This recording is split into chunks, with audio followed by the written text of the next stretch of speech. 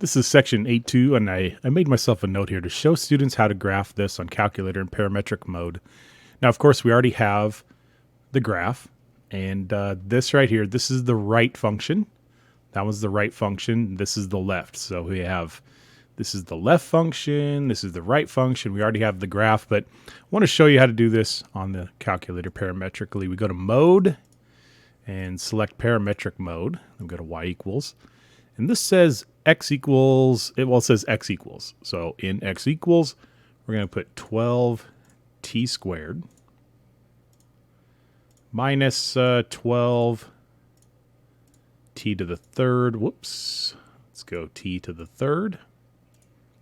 And in y, we just put t. And then we have the left function over here, which is 2t squared minus 2y, or we're going to have to do t's when it's parametric. And we have t right here. Now, if we look at the window, we're graphing from, let's say, -1 to 1.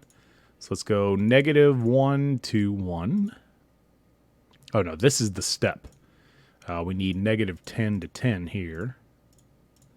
And we'll leave this alone. So -1 to, let's go to 2, actually. And then with the y, we can go from 0 to 1. 0 to 1. And then when we graph this, we're going to get a very similar shape. And there it is. Now, if we want to find these intersection points right here, we can see it's 0 and 1.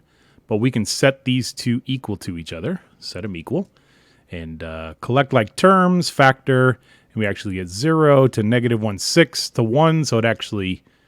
they intersect down here at -1/6 somewhere as well, but we're looking just from 0 to 1.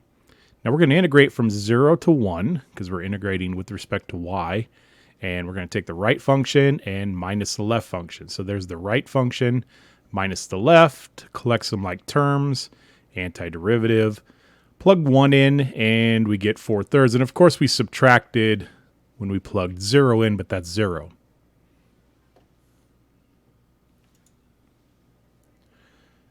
In exercise 15 to 34, find the area of the regions enclosed by the lines and curves. I graphed 8 cosine of x on the calculator, and that's this function up here. So up here is 8, and this is the -pi/3, and this is the pi/3 here. And then, so we found out that 8 cosine is the top function. That's the top, so this is actually the top function here, and this is the bottom function here. So we're going to integrate from, I split this in half because I saw some symmetry over the y-axis. So integrate from 0 to pi/3, but double that. The antiderivative, well, we have top. Getting ahead of myself a little bit. Top minus bottom. Integrate from 0 to pi/3 and double. So the antiderivative of 8 cosine is 8 sine. Antiderivative of secant squared is tangent. And then, well, the sine of 0 and the tangent of 0 are both 0. So all I worried about was plugging in pi/3 into each of these, and you end up with 6 square root of 3. In exercise 35, we're going to find the region on or above the x-axis bounded by the curves y squared equals x plus 3 and y equals 2x. Now I've already graphed these. I graphed them parametrically. And we want on or above the x-axis. So here's the x-axis. There's above. So we want this region right here. Well, the line is the right function, and the parabola is the left function. So I did right minus left. So there's the right, and we're minusing the left. But I did find the intersection points by setting these two equal to each other. Multiply by 2, collect like terms, factor, and they're intersecting at -3/2. Now that's down here, and they're intersecting at 2. And that's up here, but we're only doing above the x-axis. So we're integrating from 0 to 2. So there's 0 to 2, right minus left.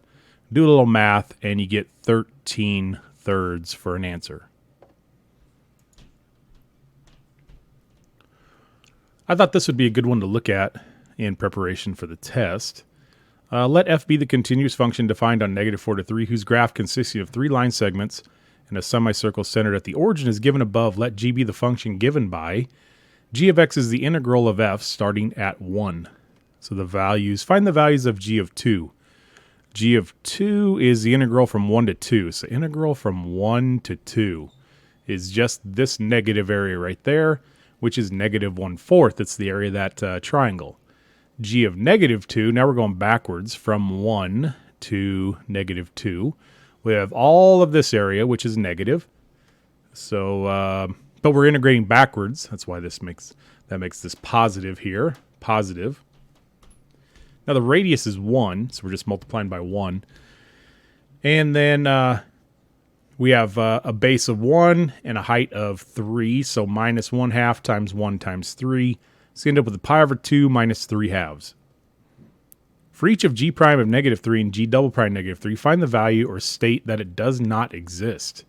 Find the value or state. Okay, so, well, g prime of negative 3 is, if you take the derivative of this, it's the same as f of x. So we have the point negative 3, 2.